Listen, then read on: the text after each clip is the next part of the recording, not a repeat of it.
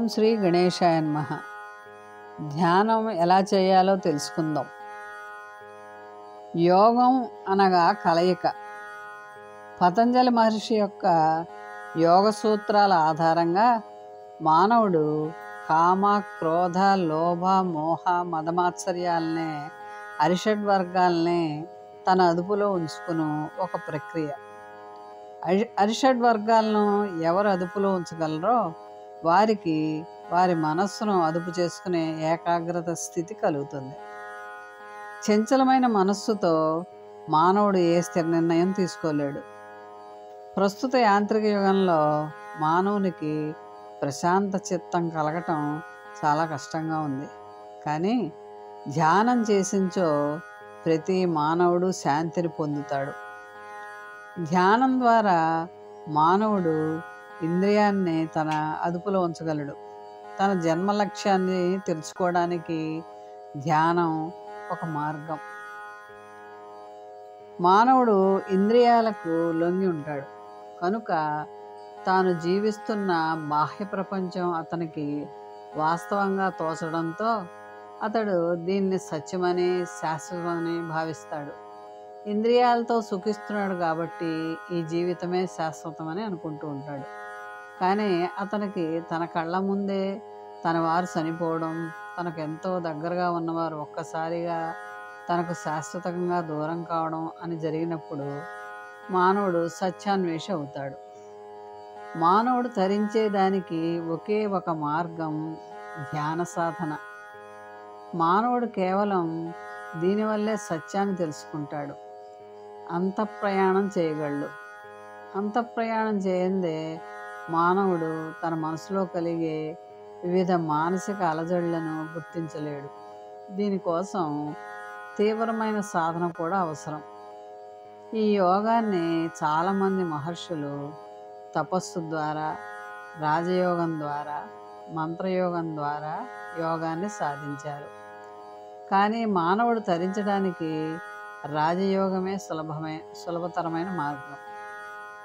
ఇంద్రియాలు ఆత్మకు పూర్తిగా లొంగిపోయి మనస్సును చెలింపచేసే శక్తిని కోల్పోయినప్పుడు ఇక యోగం సిద్ధించినట్లే. హృదయంలో నెలకొని ఉండే వ్యర్థ కోరికలన్నీ ఎప్పుడు నశిస్తాయో అప్పుడు మనిషి అమృతతత్వాన్ని పొందుతాడు. ఈ శరీరం ఉండగానే బ్రహ్మైక్యాన్ని పొందుతాడు. ఈ స్థితి ఈ భూలోకంలోనే కలుగుతుంది. మహాశక్తివంతమైన యోగం వల్లనే మానవుడు మాధవుడయ్యాడు. శరీరం అనే పేరుగల భౌతిక పదార్థ సముదాయానికి ఆత్మ, చింతాశక్తి మూలం. దీనిని పరికించడానికి మానవుడికి ఒకే ఒక మార్గం, అదే తపస్సు లేక ధ్యానం. ధ్యానం చేస్తున్న వారికి తాను దేని గురించి ధ్యానం చేస్తున్నాడో ఆ స్వరూపాన్ని గురించి అవగాహన ఉండాలి. తీరా ధ్యానం ఫలించి ఇష్టదైవం తన ముందు సాక్షాత్కరిస్తే ఆయనని గుర్తించే సామర్థ్యం ఉండాలి. పరమాత్మ స్వరూపం ఇది మాత్రమే అని నిర్ణయించలేం. కానీ ఆయన లక్షణాలను తెలుసుకుంటే ధ్యాన వేళ ఆ కనిపిస్తున్నది భగవంతునిగా గుర్తించగలం. మోక్ష సాధనకు భక్తుడు పరమాత్మను ఏ విధంగా ధ్యానించాలో ఆ పద్ధతిని భగవద్గీతలోని అక్షర పరబ్రహ్మ యోగం అనే అధ్యాయంలో శ్రీకృష్ణ పరమాత్మ తెలిపాడు. పరమాత్మకు గల 8 లక్షణాలను ధ్యాన వేళ గుర్తు తెచ్చుకోగలిగితే ఆ ధ్యానం ఆటంకం లేకుండా సాగుతుంది. పరమాత్మకు గల ఆ 8 లక్షణాలని ఓసారి తెలుసుకుందాం. పరమాత్ముడు సర్వజ్ఞుడు, అంటే పరమాత్మ సర్వం తెలిసిన పండితుడు, కవి. సనాతనుడు, పరమాత్మ అనాది స్వరూపుడు, శాశ్వతుడు. ప్రపంచంలో గల సమస్త దృశ్య పదార్థాలకు ఆది అంతం ఉంటాయి, కానీ పరమాత్మ ఆద్యంతరాలు లేని శాశ్వతుడు. శాసకుడు, పరమాత్మ సర్వజీవులని, సర్వలోకాలను శాసించేవాడు, వాటిని తగు స్థానాల్లో నియమించేవాడు. పరమాత్ముడు సూక్ష్మ రూపి. పరమాత్మ అణువు కంటే సూక్ష్మమైన వాడు. అంటే మహద్వస్తువు కంటే సూక్ష్మమైన వాడని, మహత్తరమైన వాడని భగవంతుని గూర్చి ఉపనిషత్తులు ఘోషిస్తున్నాయి. పరమాత్మ సర్వాధారుడు, సమస్త ప్రపంచాన్ని ధరించేవాడు, పోషించేవాడు, సంరక్షించేవాడు, ఆధారభూతుడు. దృశ్య పదార్థాలన్నీ జడములే. చైతన్యం వాటికి ఆధారం లేదే అవి నిలవజాలవు. ఆ చైతన్యాధారమే పరమాత్మ. పరమాత్మ అచించరూపుడు. మనస్సు చేత చింతించేందుకు అలవి కానివాడు పరమాత్మ. మలిన చిత్తానికి పరమాత్మ ఎన్నటికీ ద్యోతం కానేరడు. చిత్తశుద్ధి కలిగిన వారికే ఆయన తెలియవస్తాడు. ఆదిత్యవర్ణుడు. పరమాత్మ ప్రకాశ స్వరూపుడు. సూర్యులను కూడా ప్రకాశింపజేయు జ్ఞానసూర్యుడు. తస్య భాష సర్వమిదం విభాతి. ప్రకాశమానం అవుతున్నవి ఏమున్నాయో వాటన్నిటినీ ప్రకాశింపచేస్తున్న సూర్యుడు ఆయనే. పరమాత్మ మాయాతీతుడు.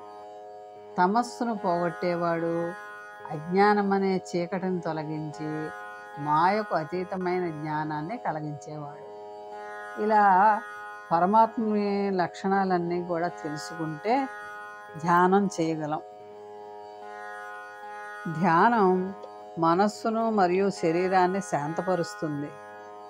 శరీరానికి పుష్కలంగా ప్రాణశక్తిని అందిస్తుంది. శరీరాన్ని తేజస్సుతో నింపుతుంది. కాలక్రమంలో ఆత్మజ్ఞానాన్ని క్రమక్రమంగా వికసింపజేస్తుంది. ప్రకృతి బంధాల నుండి వీలైనంత విడిపడి స్వేచ్ఛా జీవితాన్ని జీవాత్మ పొందేలా ధ్యానం సహకరిస్తుంది. అందుకే ధ్యానం చేయవలసిన వారు ఉదయం తెల్లారుజామున 4 గంటల నుంచి 8 గంటల లోపు, సాయంత్రం 5:30 నుండి రాత్రి 8 గంటల వరకు ఈ సమయంలో దైవశక్తి ఎక్కువగా ఉంటుంది. భూమిపై ఆ దైవశక్తి ప్రసరిస్తుంది. కాబట్టి ధ్యానానికి చాలా అనుకూలమైన కాలం కనుక ఈ సమయంలో ధ్యానం చేయటం ఉత్తమంగా భావించబడుతుంది. ఎవరికైతే ఎంత వయస్సు ఉంటుందో అంత వయసు తగ్గట్టుగా అన్ని నిమిషాలు ప్రతి మానవుడు ధ్యానం చేయాలి. 60 సంవత్సరాలు ఉంటే 60 నిమిషాలు చేయాలి. 50 సంవత్సరాల వయస్సు ఉంటే 50 నిమిషాలు ధ్యానం చేయాలి. భగవంతుడికి నమస్కారం చేసి కళ్ళు మూసుకుని కనుబొమ్మల మధ్య భాగంలో దేదీప్యమానంగా ప్రకాశిస్తున్న చల్లని సూర్యుడిగా ఉన్నట్లుగా భావించాలి. ఆ సూర్య రూపంలో ఉన్న పరమాత్మ నుండి ఆకాశం నుండి వర్షం కురుస్తున్న మాదిరిగా నిరంతరంగా తెల్లని ప్రకాశవంతమైన కిరణాలు మీ శరీరం చుట్టూ వ్యాపించున్నట్లుగా, ఆ కిరణాలు చల్లని ప్రశాంతతను కలిగి మిమ్మల్ని ఆనందపరుస్తున్నట్లుగా భావించాలి. మనస్సులో ఎలాంటి ఆలోచనలు రాకుండా ఆ పరమాత్మ నుండి ఓంకారం అనే దివ్యనాదం మెల్లిగా వినిపిస్తున్నట్లుగా భావించాలి. ప్రతి మానవుడు ధ్యానం చేసే ముందు 5 సార్లు కానీ 11 సార్లు కానీ ఓంకారం చేసి ధ్యానాన్ని మొదలుపెట్టాలి. ధ్యానం చేస్తున్నప్పుడు గది ఎంత చీకటిగా ఉంటే అంత మంచిది. దేవునికి దీపం వెలిగించి ధ్యానం మొదలెట్టాలి. దేవుడి దీపం మాత్రం వెలుగుతూ ఉండడం వలన కావలసినంత కాంతి గదిలో ఉంటుంది. ఈ విధంగా మనం ప్రతినిత్యం క్రమం తప్పకుండా ధ్యానం చేస్తే ఇక మనకి జన్మ ఉండదు, మృత్యు ఉండదు. ఎవరూ లేరు నీవు తప్ప. నీవే చిదాకాశం, పరబ్రహ్మమై ఉన్నావు. నీలే ఆకాశంలో మధురమైన తన్మత్వం ఉంది. నిశ్శబ్ద సంగీతం ఉంది. పూలు లేని సువాసనలు ఉన్నాయి. చింత లేని చిత్తం ఉంది. ధ్యానాన్ని ఎంతసేపు చేస్తే, సాధన చేస్తే అంత మంచిది. ఈ విధంగా ధ్యానం చేసి మనసు ప్రశాంతతని పొందొచ్చు. మోహన్ వాణి ఛానల్ వారికి ధన్యవాదాలు. వినండి, వినిపించండి, వింటూనే ఉండండి. ఇంతవరకు మన ఛానల్కి ఎవరైనా సబ్స్క్రైబ్ చేసుకోకపోతే ఇప్పుడే ఈ క్షణమే సబ్స్క్రైబ్ చేసుకుని ఆ పక్క నుండి బెల్ బటన్ మ్రోగించి మమ్మల్ని ప్రోత్సహిస్తారని మనస్ఫూర్తిగా కోరుకుంటూ సర్వే జనా సుఖినో భవంతు, లోకా సమస్త సుఖినో భవంతు. ధన్యవాదాలు. స్వస్తి.